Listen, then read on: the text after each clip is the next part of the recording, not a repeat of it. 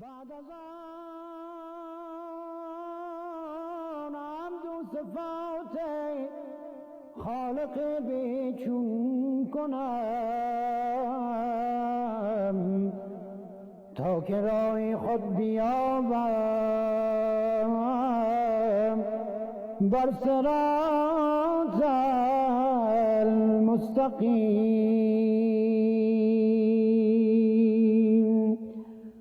دست ما و دامن پیغمبری آخر زمان، آن که باشد آمنه بنت وهب را در یتیم. مشکل خود حل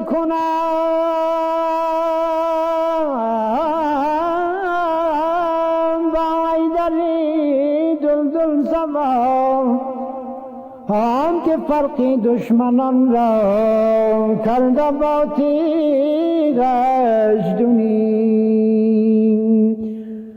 از خدا سلطان بخواه حاجات خود را دم بدن تا که راه خود بیابی بر صراط مستقیم.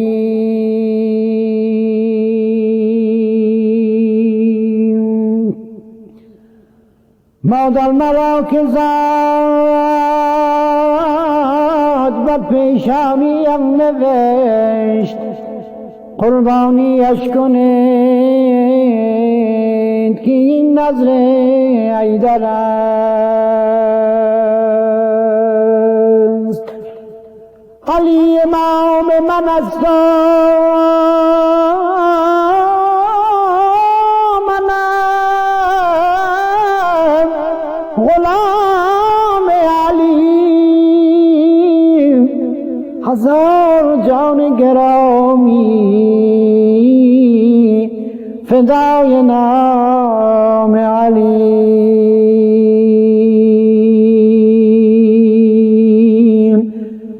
در قدم اولین هستی خود باختم، سوختم از عشق دوست تا به غمش ساختم.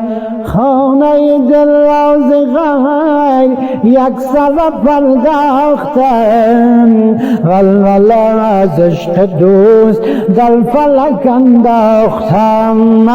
روی نگان کرد و رفت دلبری یار من، سوختن از عشق یار گرد من آموختی. خیش بر آتش زدیم هستی خود سوختی. از دو جهان غیر دوست چشم اگر دوختی. دم جابی که نیست گفتنی و کار من، عشق و خیمه و تو مذهب و آیین من، کفر سر زلف تو گشته به دین من. حسن و عشقت میان به جان شیرین من، خار غم عشق تو چون گل نسرین من.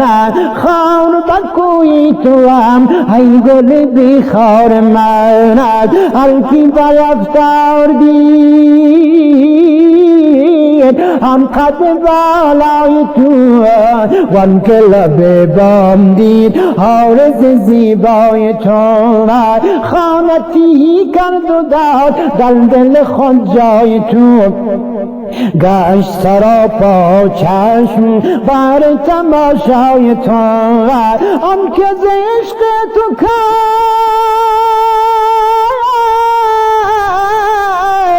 بیهوده انکار من، کرده دلم را کباب آتش رخ رخسار بود برد قرار و شکیم طره ترار بود عشق خری کار من اشوگری کار بود خون دلم زارق نرگس بیمار بود اشوه کند آن سنن هر شب در کار من تا که زده عشق تو علی جان تا که زده عشق تو خیمه برم و گلم پرده غم میزنن شور و نبرد در دلم برقی غم عشق تو سوختم حاصل من رفت و من باز همی غافلم گویی رفته بخواب این دل بیدار من هر دل افسرده‌ای جای تو یار نیست جای تو اندر دل است خانه اغیار نیست غیر تو با هیچ کس هیچ مرا کار نیست ای علی مرتضی سرور و سالار من شام عبد را شام هدایت توی صبح از